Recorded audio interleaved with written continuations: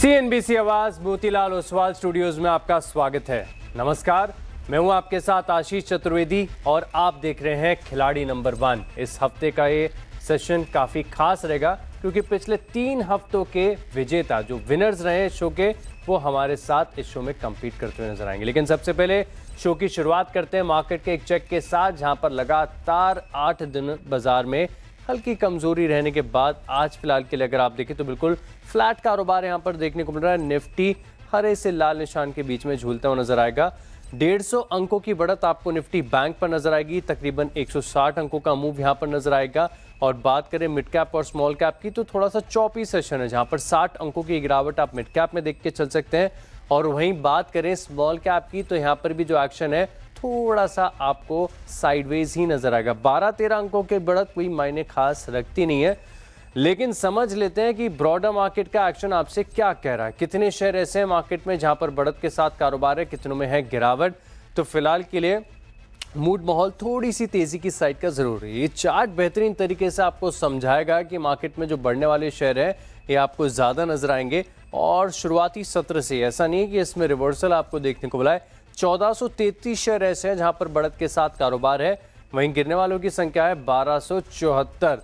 अब समझते हैं कि निफ्टी में कहां से स्ट्रेंथ आपको देखने को मिल रही है। तो एचडीएफसी बैंक ये 8 अंकों का पॉजिटिव कंट्रीब्यूशन दे रहा है। बाकी जेएसडब्ल्यू स्टील 5 अंक, तकरीबन इन्फोसिस भी 5 ही अंक दे रहा है। और हिंडाल्को मेटल स्टॉक्स में जबरदस्त एक्शन है, 4 अंकों की पॉजिटिव स्ट्रेंथ ये भी निफ्टी को फिलहाल के लिए दे रहा है। ड्रैग कर रहा है रिलायंस, आईटीसी नीचे खींच रहा है निफ्टी को। एलएनटी शुक्रवार, पिछले शुक्रवार अच्छे मूव के बाद अब 2 दिन लगातार प्रॉफिट बुकिंग आ गई। भारतीय एयरटेल भी देखें तो थोड़ी सी गिरावट के साथ ही कारोबार कर रहा है, मिक्स्ड मूव है। बात करते हैं निफ्टी बैंक की तो गिरने वाले सिर्फ 2 शेयर हैं, एक्सिस बैंक और आईडीएफसी फर्स्ट बैंक। और इनमें भी अगर आप देखें तो दोनों मिलाकर भी 1 अंक का भी दबाव नहीं दे रहे, आधे अंक का कंट्रीब्यूशन यहां पर देखने को मिल रहा है। और इसी के चलते देखें तो कंपेटिटिव स्ट्रेंथ आपको निफ्टी के मुकाबले निफ्टी बैंक में ज्यादा नजर आएगी। टॉप कंट्रीब्यूटर बना है एचडीएफसी बैंक, अकेले 56 अंकों का कंट्रीब्यूशन दे रहा है। वहीं बैंक ऑफ बड़ौदा और स्टेट बैंक पीएनबी, ये तीनों जो सरकारी बैंक है ये भी इंडेक्स में फिलहाल मजबूती देने का काम कर रहा है। तो ये तो रहा मार्केट का चेक। लेकिन जैसे कि मैं आपको बता रहा था कि इस हफ्ते का ये जो मुकाबला है बहुत खास देखने को मिलेगा, क्योंकि प्रीवियस 3 हफ्तों से जो विजेता रहे हैं अब वो आपस में कंपीट करेंगे। तो चलिए शो में सबसे पहले स्वागत करते हैं हमारे साथ कोटक सिक्योरिटीज के अमोल आठवले, रघुनाथ कैपिटल के पवन महेश्वरी और प्रूडेंट कॉर्पोरेट के प्रदीप होचंदानी भी है हमारे साथ। सभी का शो में नमस्कार, मॉर्निंग। शुरुआत कर लेते हैं सेशन की और देख लेते हैं कि सबसे पहले परफॉर्मेंस यहाँ पर तीनों खिलाड़ियों की तरफ से किस प्रकार का आपको देखने को मिला है। तो अमोल जी का पोर्टफोलियो फिलहाल अगर आप देखें तो बिल्कुल फ्लैट है, ना के बराबर की गिरावट है, ऐसे कोई सिग्निफिकेंट नहीं माना जाएगा। पवन जी के पोर्टफोलियो में 2.2% की बढ़त यहाँ पर आपको देखने को मिल रही है। एक दिन में इतना प्रदर्शन बढ़िया है। वहीं प्रदीप जी के पोर्टफोलियो में 2.5% की गिरावट है, लेकिन समय हमारे पास अभी काफ़ी ज़्यादा है। विकल्प है स्टॉक्स को आइडेंटिफाई करके अच्छे आउट परफॉर्मर स्टॉक्स अपनी लिस्ट में शामिल करने के लिए। तो एक एक करके सभी खिलाड़ियों का पोर्टफोलियो देख लेते हैं। तो शुरुआत करते हैं अमोल जी के पोर्टफोलियो के साथ, जिनका पोर्टफोलियो फिलहाल के लिए बड़ा फ्लैट है। अब देखें तो रैलिस होल्ड है, निप्पॉन लाइफ एएमसी होल्ड है और पेटीएम यहाँ पर हो गया स्टॉप लॉस हिट, तो 2 ओपन है। अब आपके पास सर विकल्प है 1 शेयर ऐड करने के लिए। ऐसा स्टॉक बताइए जहां पर आउट परफॉर्मेंस आए। जी नमस्ते and good morning. Aadhaar housing finance के साथ जाना चाहूंगा। पोजिशनल पॉइंट ऑफ व्यू से देख रहा हूँ 516 के आसपास है। पोजिशनली टारगेट निकल कर 550 के और स्टॉप लॉस उसका रहेगा 504 का। एक करेक्शन खत्म होता हुआ स्टॉक में देखने को मिल रहा है। ऑलरेडी अगर हम डेली चार्ट्स में देखेंगे तो हायर बॉटम फॉर्मेशन है। मुझे लगता है पोजिशनल ट्रेडर्स के लिए 504 एक इंपॉर्टेंट सपोर्ट जोन रहेगा। जब तक उसके ऊपर है, अगर यहाँ से रिवर्सल आता है तो एक फ्रेश अप ट्रेंड रैली आने के चांसेस आधार हाउसिंग फाइनेंस में दिख के आ रहे हैं। ऑलराइट, तो आधार हाउसिंग फाइनेंस ये स्टॉक चुना है, 550 का टारगेट है और स्टॉप लॉस 504 रुपए का। यहाँ पर आप फोकस करके चल सकते हैं। अब देखते हैं पवन जी का पोर्टफोलियो। अब पवन जी के पोर्टफोलियो पर नजर डालें तो यहाँ पर तेजी तो बढ़िया देखने को मिल रही है। अब बड़ी अग्रेसिव चर्निंग करते हैं सर आप। प्रॉफिट बुकिंग आपने फिलहाल के लिए चारों स्टॉक में कर ली, सब आपकी स्क्रीन पर फ्लैश हो रहा है। बड़ी तेजी से इन एंड आउट करते हैं। अब आपके पास विकल्प है 2 शेयर ऐड करने का। पहला स्टॉक बताइए सर। मॉर्निंग आशीष। देखिए चर्निंग क्या है, it is directly related term to the Nifty movement. तो हम शो चालू कर रहे हैं तब निफ्टी लो बना रहा है और 5 मिनट बाद ही निफ्टी वापस से निफ्टी ऊपर निकल के आ रहा है। So this is the way the market is behaving and we actually need to respect it. अभी मैं मारुति सुजुकी के साथ में शॉर्ट जाना चाहूंगा। 15,940 अभी मारुति सुजुकी चल रहा है और इसका मैं जो टारगेट है वो 15,400 तक लेके चल रहा हूँ। ऊपर में 16,080 मेरा स्टॉप लॉस रहेगा। 16,000 कितना बताया? 32? 15,300 टारगेट, 16,080, 16080।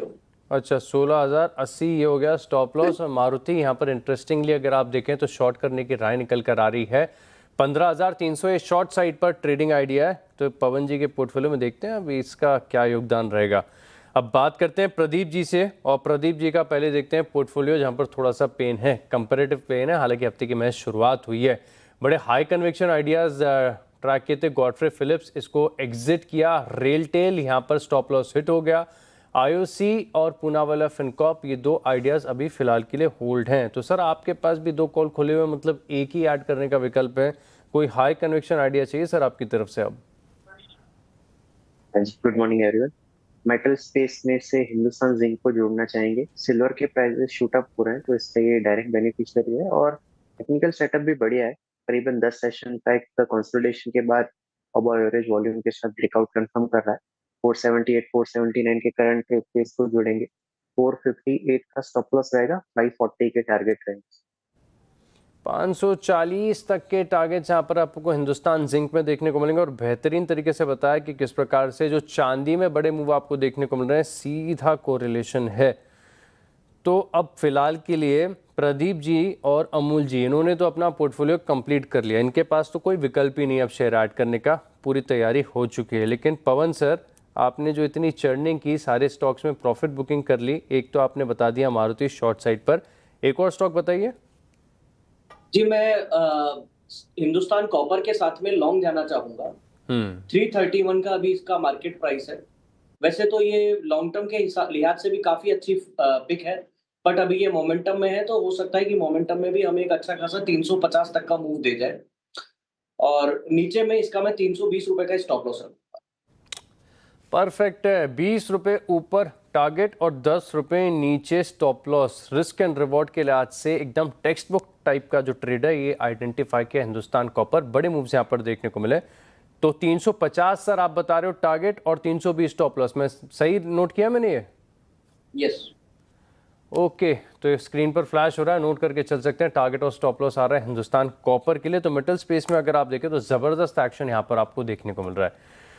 तो चलिए इसी के साथ रुकते हैं एक छोटे से ब्रेक के लिए। ब्रेक के बाद आनंद राठी शेयर्स के मैनेजमेंट से करेंगे बात। साथ ही अगर आप देखें तो जो एक्सपर्ट्स हैं इनके पोर्टफोलियो पर भी नजर डालेंगे। बने रहे हमारे साथ। ब्रेक के बाद आपका स्वागत है और अब बात करते हैं आज लिस्ट हुई कंपनी आनंद राठी शेयर्स के मैनेजमेंट से। कंपनी की करीब 4.5% के प्रीमियम पर लिस्टिंग हुई है। कंपनी ब्रोकरेज सर्विसेज के कारोबार में। मार्केट में अगर आप हैं तो ऐसा हो ही नहीं सकता कि आपने आनंद राठी का नाम ना सुना हो। और कंपनी की लिस्टिंग और ग्रोथ आउटलुक पर बातचीत करने के लिए हमारे साथ जुड़ रहे हैं कंपनी के सीएमडी प्रदीप गुप्ता और डायरेक्टर रूप भूतड़ा। आप दोनों का शो में स्वागत है। और सबसे पहले आपको कॉन्ग्रेचुलेशंस, ऐसे बाजार में भी बढ़िया लिस्टिंग यहाँ पर आपको देखने को मिली है। और प्रदीप जी, पहला सवाल मैं आपसे करना चाहूँगा, थोड़ा सा इंडस्ट्री और कंपनी के डायनामिक्स को समझते हैं। फिलहाल के लिए अगर आप देखें तो मार्केट में ऐसा लगता है कि वीकली एक्सपायरी के सिवाय कुछ है ही नहीं ब्रोकर्स के लिए। आप बताइए कि ब्रोकिंग सर्विसेज से आपकी कितनी रेवेन्यू आती है और जो नॉन ब्रोकिंग सेगमेंट है इसमें अब तक ग्रोथ कैसी देखने को मिली है और रेवेन्यू कंट्रीब्यूशन कितना है? नमस्कार और सभी दर्शकों का बहुत हार्दिक स्वागत। देखिए, हमारे यहाँ पे हमने रेवेन्यू मिक्स को दो डिफरेंट टर्मिनोलॉजी से दिया हुआ है, एक ब्रोकिंग एंड नॉन ब्रोकिंग, जैसा आपने सही कहा। तो हमारा जो ब्रोकिंग है अभी करीब 60% है और नॉन ब्रोकिंग है वो करीब 40% है। With in that broking also हमारा ध्यान हमेशा कैश मार्केट की ब्रोकिंग की तरफ रहा है, क्योंकि हमारा एज ए फिलॉसफी इटसेल्फ हम हमेशा निवेशकों को निवेश के बारे में ही बात करते हैं। तो निवेश से रिलेटेड और निवेश से संबंधित जितने भी इन्वेस्टमेंट प्रोडक्ट है उस पर बात करते हैं। तो कैश मार्केट में हमारा 50% है और डेरिवेटिव मार्केट में हमारा 50% है। तो ये तो हो गया रेवेन्यू मिक्स की बात। जहां तक सवाल आता है नॉन ब्रोकिंग का, तो नॉन ब्रोकिंग में भी हम कॉन्स्टेंटली ग्रो कर रहे हैं। अगर आप पिछले सालों का अगर आप देखें तो करीब करीब 35 से 40% की ग्रोथ नॉन ब्रोकिंग में हो रही है ओवरऑल, एंड जो ब्रोकिंग है वो भी कंसिस्टेंस बेसिस पे 20% की 25% की ग्रोथ दे रही है। तो हमारा ये मानना है ये ग्रोथ हमेशा बनती रहेगी। हम कॉन्स्टेंटली चाह ये रहे हैं कि जितनी भी नॉन ब्रोकिंग है वो हम 50% पे ले आएं और ब्रोकिंग को 50% पे रहें in terms of revenue mix. जिस दिन हम ये कर लेंगे, इस कंपनी का जो overall dependency on market volatility है वो काफी हद तक कम हो जाएगी और उसका इम्पैक्ट ऑफ कंपनी काफी कम हो जाएगा, क्योंकि नॉन ब्रोकिंग एक ऐसा सेक्टर है जहां पे आपको एन्यूटी बेस इनकम मिलती है। कंटिन्यूअसली आपने जो मेहनत की है, जो एयूएम कलेक्ट किया है, उस पे आपको month on month, quarter on quarter, year on year basis पे एक रेवेन्यू आती रहेगी। तो यही हमारा पूरा लॉन्ग टर्म गेम प्लान है।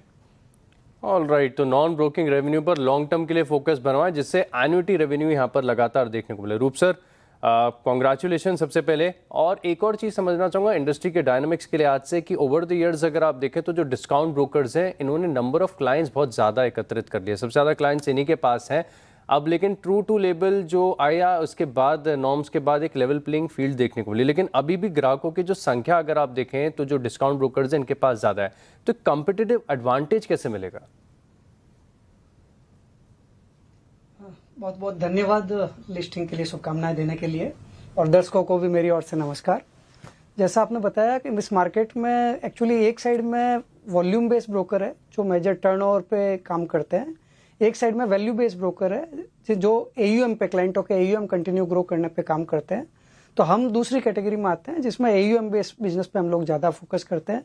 हमारा ये खाली नंबर ऑफ क्लाइंट को ऐड करने का नहीं है, हमारा एम ये है कि क्लाइंट की हमारे साथ में स्टिकनेस कैसे हो, कंटिन्यूटी कैसे हो, हम क्लाइंटों का वॉलेट शेयर धीरे धीरे करते हमारे साथ कैसे बढ़ा सकें।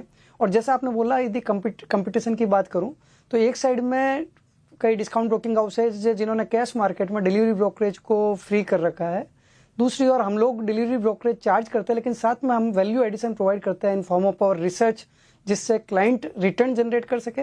दूसरी ओर हम मल्टीपल प्रोडक्ट्स क्लाइंट को प्रोवाइड करते हैं थ्रू आवर रिसर्च, जिसमें आइडिया ये है कि क्लाइंट की लॉन्ग टर्म में ग्रोथ कैसे हो और हम क्लाइंट की ग्रोथ के साथ में कैसे अपना बिजनेस को आगे बढ़ा सकें। और आपको एक इंपॉर्टेंट डेटा पॉइंट शेयर करना चाहूँगा। पिछले यदि मैं 5 साल की बात करूँ तो कैश मार्केट का जो बिजनेस है उसमें हम लोग अपना यील्ड जो है वो मेंटेन करते आ रहे हैं। हमारे यील्ड में कोई गिरावट नहीं हुई है और हमको आशा है कि हम आगे भी वो यील्ड को मेंटेन कर पाएंगे। ऑल राइट, प्रदीप जी आपसे सवाल होगा एमटीएफ बुक को लेकर। हाल ही के कुछ समय में अगर आप देखें तो इसमें काफ़ी ज़्यादा ब्रोकर्स का फोकस लौटा है दोबारा। इसमें ग्रोथ कितनी देखने को मिली और टोटल एमटीएफ बुक कितने की होगी अब आपकी? हमारी करीब अगर मार्च 25 का आंकड़ा देखें तो 689 करोड़ के करीब की एमटीएफ बुक हो गई है, जो कि कॉन्स्टेंटली करीब 40 से 50% बेसिस पे बढ़ती जा रही है। और ये इसका एक रीजन ये भी है कि पिछले 5-7 सालों से एक तो रेगुलेटर ने इनको काफी अच्छी तरीके से इस बुक को देने के एक प्रोसेस बनाया है, और दूसरा कस्टमर्स भी जो बहुत ज्यादा ओवर लिवरेज नहीं करना चाहते हैं और कम लिवरेज के साथ अपने रिटर्न को आगे बढ़ाना चाहते हैं और कैश मार्केट में ही रहना चाहते हैं, वो इस बुक में ज्यादा से ज्यादा ध्यान केंद्रित करके अपने रिटर्न को बढ़ाने के लिए इस बुक में काफी सहारा ले रहे हैं। तो आई थिंक अगर आप इंडस्ट्री लेवल पे देखें तो ये बुक करीब 1 लाख करोड़ से ऊपर पहुंच गई है, और हमारा ध्येय यही है कि कैसे हम इसमें आगे बढ़ते जाएं। अगर मैं हमारे नंबर को शेयर करूं तो हमारे active client base, total active client base के करीब 6 से 7% है, और अगर मेरा active client base only broking का लूं तो करीब 8 से 9% है। तो काफी अभी रिक्वायरमेंट इनहेरेंट है जिसको कि हमें पूरा करना है, और इसी को पूरा करने के लिए हमने ये पब्लिक इशू लिया है, ये फंड रेज किया है, जिससे कि हम कस्टमर की नीड को पूरा करके ग्रोथ को और स्पीडअपली बढ़ा सकें। ऑल राइट, तो ग्रोथ पर लगातार फोकस यहाँ पर बना हुआ है। शुक्रिया सर हमारे साथ जुड़ने के लिए और विस्तार से ये ग्रोथ अपडेट्स हमारे साथ शेयर करने के लिए, शुक्रिया आपका। तो चलिए इसी के साथ रुकते हैं छोटे से ब्रेक के लिए। ब्रेक के बाद देखेंगे खिलाड़ियों का परफॉर्मेंस। आप बने रहे हमारे साथ। चलिए ब्रेक के बाद आपका स्वागत है और अब देखते हैं तीनों खिलाड़ियों का रिपोर्ट कार्ड, किस प्रकार के परफॉर्मेंस यहां पर आपको देखने को मिले। तो स्क्रीन पर आ रहा है, आप देख सकते हैं अमूल जी के पोर्टफोलियो में 2% की गिरावट, पवन जी के पोर्टफोलियो में सिर्फ 1.5% की तेजी बाकी रह गई, लेकिन प्रदीप जी को अब मेहनत करनी पड़ेगी। 5.5% की गिरावट यहाँ पर देखने को मिल रही है। तो तीनों खिलाड़ियों का परफॉर्मेंस आपकी स्क्रीन पर आ रहा है, लेकिन याद रहे कि समय हमारे पास है शुक्रवार 3:30 बजे तक का। तो चलिए, आप तीनों खिलाड़ियों का बहुत बहुत धन्यवाद हमारे साथ जुड़ने के लिए और ये बेहतरीन सेटअप्स हमारे साथ शेयर करने के लिए। और चलिए, इसी के साथ इस शो में इतना ही, लेकिन आप बने रहेंगे CNBC आवाज़ के साथ। नमस्कार।